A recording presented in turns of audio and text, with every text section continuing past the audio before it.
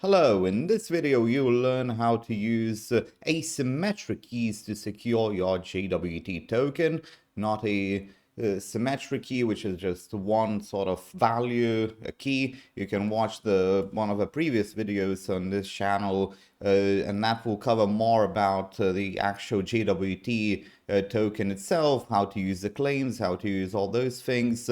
But here we specifically focus on the JWT token with that asymmetric security, with asymmetric essentially it is a certificate, public and private key. You'll see how it is used, and also you will see how it is generated. We can generate that with C#.NET. You can write your own script in a console application, or just maybe have like an endpoint like we have here. You'll see we have this generate endpoint, and you can essentially just send it, and it's again completely C#.NET 10. We are using minimal APIs for this example, but controllers would work perfectly fine. If you want to sort of go into a deeper dive in terms of the security, you can watch some of the other videos on this channel. There is a video specifically about generating these certificates and these keys, encryption and decryption. If you want a more practical example, take a look at the Revolut implementation. They use quite a similar arrangement, which can be a bit tricky. So interesting to watch something more in the real world.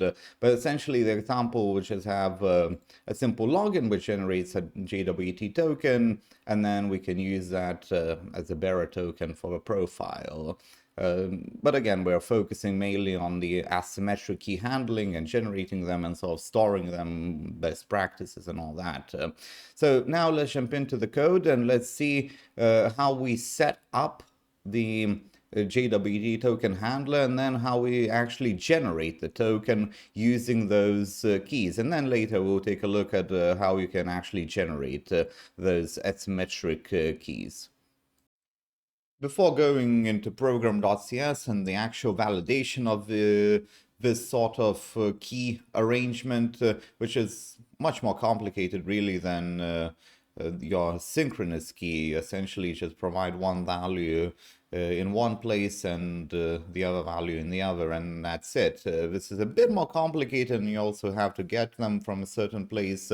But before we get into the validation, let's take a look at how you actually generate the key. So for this example, we have this login async. Essentially, it's just one simple API endpoint that will use this method. And we don't have any actual validation. There's some comments here, but you'll see the validation. You can enter essentially any value and work. And the code sample is available on Patreon, as well as some free courses for certain subscription tiers. But to actually generate that, we of course need to fetch our keys.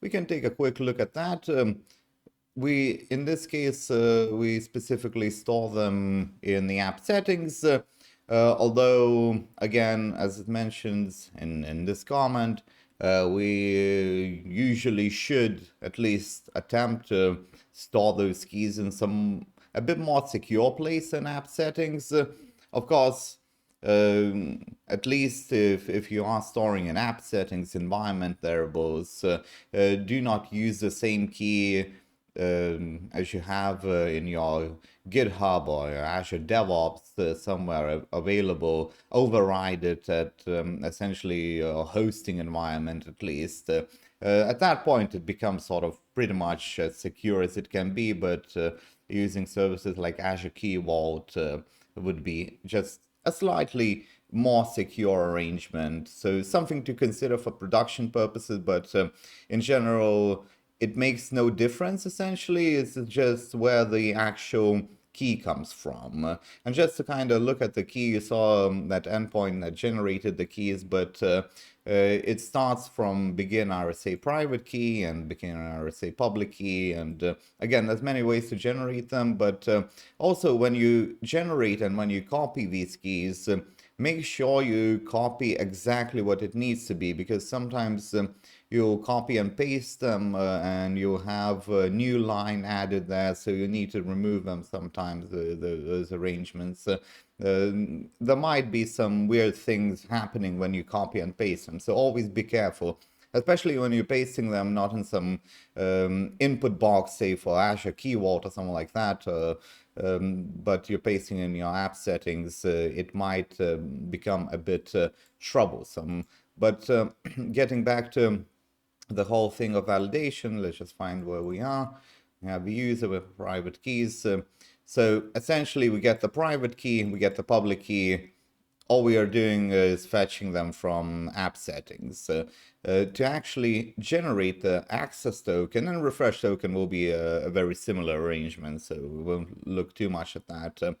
But you do the signing credentials, RSA, SHA 256 at least. There's some algorithms available, as you can see, but that one is sort of one of the better ones. There are some newer and some older ones. You can watch another video on this channel on sort of the latest stuff from .NET 10 or even .NET 9 actually. But this is what should be the sort of good option. You could say the industry standard even. After that we add claims, and again there are separate videos for that, we won't get into that, but essentially this is all the data that a token will carry. And something to mention just in terms of the security, here the token does contain email. Now you usually don't want to contain any sort of personal data, any sort of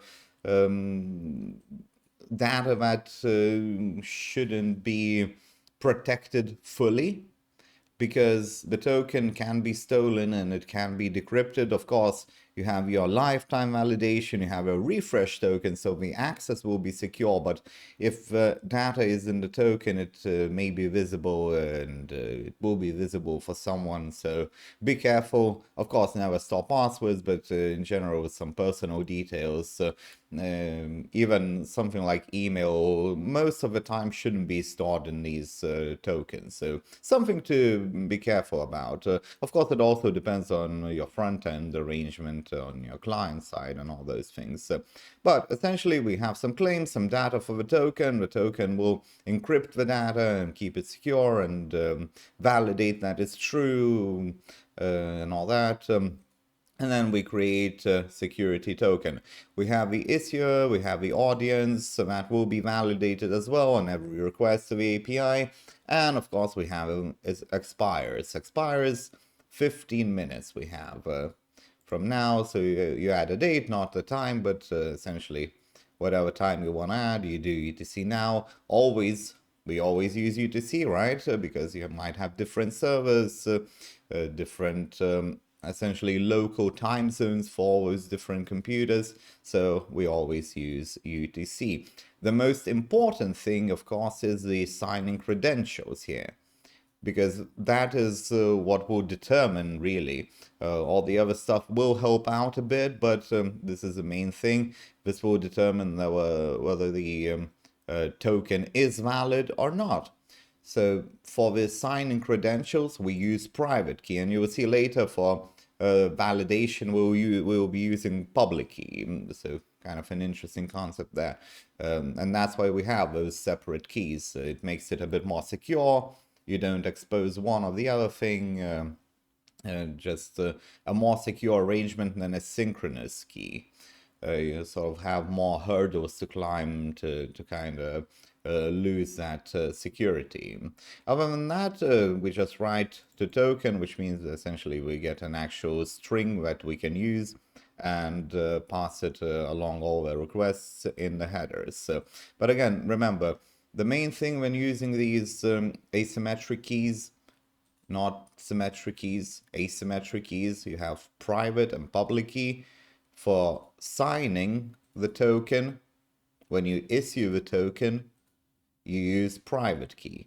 And then for validation, you will see we'll be using the public key. But again, important thing is to store them correctly, generate them correctly, use a decent algorithm. SHA-256 is always a great choice. Of course, these days you might want to look at some other options as well. It depends on your arrangement, on your security levels, and perhaps on your local environment, meaning business environment. Perhaps you do have some regulations, so always check if it's a sort of perhaps related to a government project. You always want to check what kind of security requirement someone might have forced upon you. Now, we have this token generated. You saw that method work. We pass it through. We'll take a look at that a bit later. Now let's take a look at how you actually validate the token. That's the setup in the Program.cs. So now this is where things get a little bit more tricky. We need to get the keys, and we need to do this sort of massive setup. And again, if you're not familiar with JWT tokens, go back and watch the previous videos. There is one specifically with minimal APIs, and there is another one sort of covering how to generate it and what goes into it. Because there's some details, but in general, all of it is just noise. The main thing is key, but it's a synchronous or asynchronous key, asymmetric or symmetric key, rather, the word is. And then you have authentication scheme, but we are talking about JWT tokens, so we will be using JWT authentication scheme. But other than that, everything else just kind of goes alongside and helps validate sort of truly and properly. And if you have perhaps an application that has sort of more areas to cover, maybe you have roles and things of that nature, of course, that's where the claims come in. But in general, the security part is the most important thing, and the other stuff just kind of helps to verify, such as an audience, an issue. It's just a helpful addition to the whole thing. So for the key, as I mentioned previously, now we go to the not environment variables in this case, but you might have environment variables hosted on IIS. Of course, Azure Keyword would be the best for this, but not everyone can do it, and at least you have something decent with this arrangement as well. But now it comes from app settings, so we have this sort of fancy arrangement to get it from app settings, essentially. But once we have the public key, the main thing is in this setup is IssuerSigningKey, public key. We had the private key with which we generate the JWT token, right? The same goes for the access token as well. It's so a bit different arrangement, but it's the same sort of idea. But to actually validate it, we use the public key. So public and private key, they work together, right? And that's how we get more security from the whole thing. Other than that, again, this doesn't really matter whether you have a symmetric or asymmetric key. These things will be the same. And of course, this is a very important thing. But again, asymmetric, symmetric key, you want to have this because otherwise there's no point in having keys at all. What we do use is we can use authority. It's not a crucial thing, but we have token validation parameters. We set those. And also, we use AddAuthentication, but we would use AddAuthentication for cookie scheme as well. But for JWT token, we use JWT-bearer default authentication scheme. So that basically says bearer as authentication scheme, as it's described here. And then we add JWT-bearer. So it will be a bearer token. And before we even go any further, remember, you will get a token generated, and that will be a bearer token.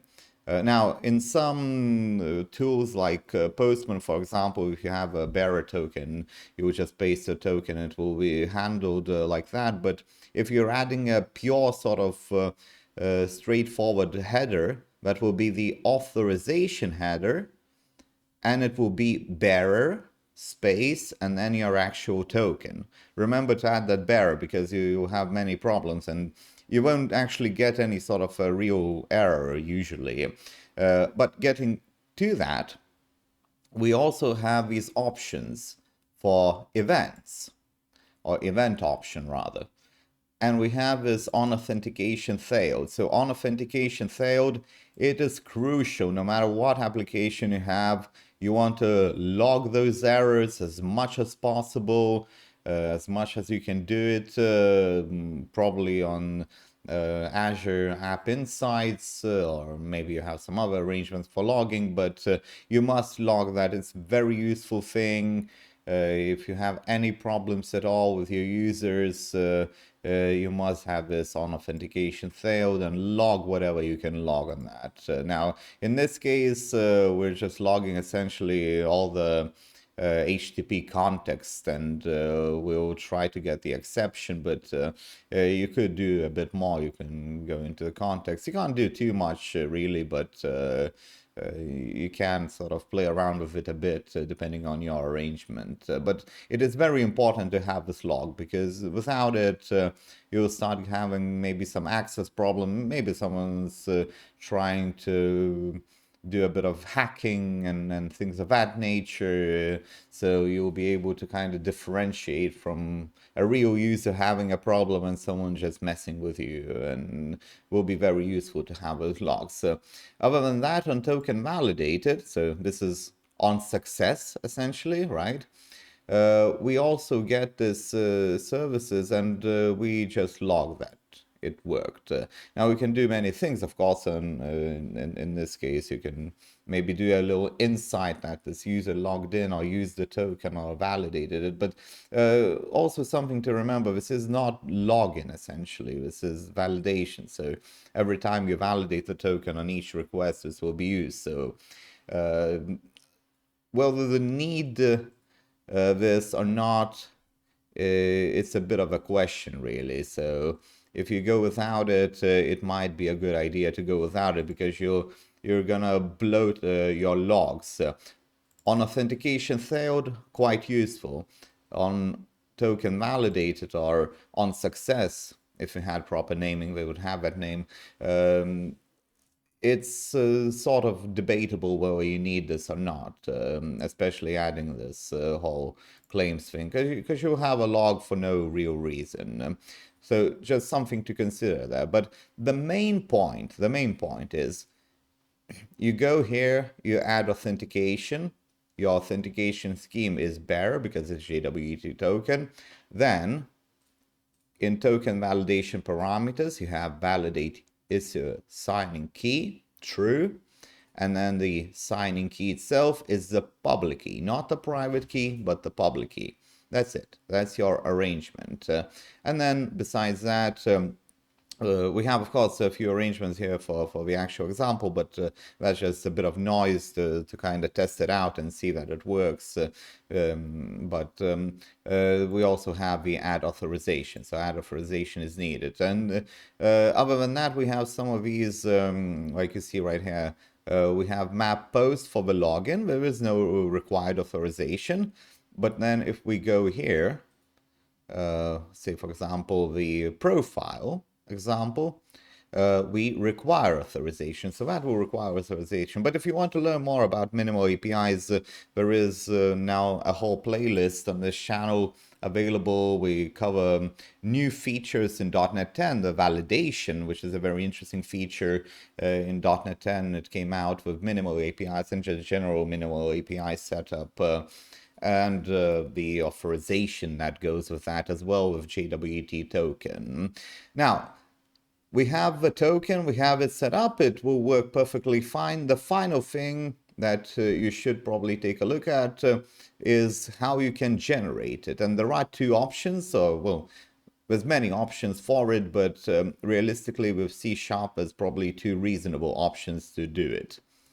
So to generate your token, well, rather your key, you'll need either to download OpenSSL arrangement and then use command line, which is an archaic way to do things, and it's weird. And if you are developing with C# and .NET, you're probably using Windows because it's more efficient to do things with GUIs, not with console interfaces. So instead of that, you can always write a quick script.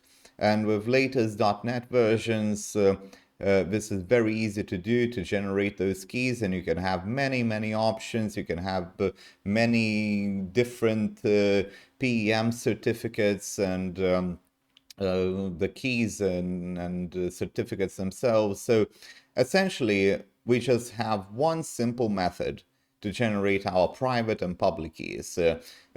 The way it works, to put simply, and again, watch the other video on this topic on this channel if you want to get a bit deeper on perhaps how certificate works and all that. You have a certificate, you can think of SSL certificate, it's kind of the same thing. So the way to validate it, or the way to validate any sort of encrypted data, you will probably have your public key, and then you'll have your private key stored securely. So you may have your private key on the server, and then users might get the public key. And then if the file is downloaded, it needs to be decrypted. It can be decrypted and accessed via your server and the provided key that user provides. But that's a bit of a different story. And again, there's other videos for that. But just to generate these keys, very simple. We have this RSA from System Security Cryptography. Again, no additional libraries, just good old C# .NET, or rather good new C# and .NET. And then the key size. The key size is quite important. You want to have at least 2048, so it's an actual decent key and actual decent value. It's not too tiny. It's got its good algorithm and all that. And again, there are some options, but essentially something simple like this should work perfectly fine. So we use System Security Cryptography, RSA. Then we use using. That's quite important, actually. And then we use create. So whatever key size, we create this little certificate arrangement, and from it we extract. Again, methods are available. No need to mess around with anything. We extract the private key, right, from PEM, and the public key. And that comes to your somewhere. In this case, it comes from a controller, and you might have this controller, and you might even have an application where, for example, it does it automatically, right? You don't have Azure Key Vault, you don't have app settings. Maybe every time it launches, it will generate a new key. Of course, you may have some sign-in problems or other authorization problem. The user will have to re-log in, but if you want to make it perfectly secure, sort of self-sustaining, that might be one of the options on how you approach this security arrangement. But in any case, this code is available on Patreon. Take a look at that. There's some interesting free courses on Patreon, and all the source code for this channel is available as well on Patreon. For certain subscription tiers, you'll get some interesting, better material and interesting free courses. And check out those other videos for JWT Token and for some of this encryption. There is a new video now of newest, latest encryption ways in .NET 9 Plus, so .NET 9, .NET 10, new and interesting ways to actually do that. And with that said, we will conclude this video.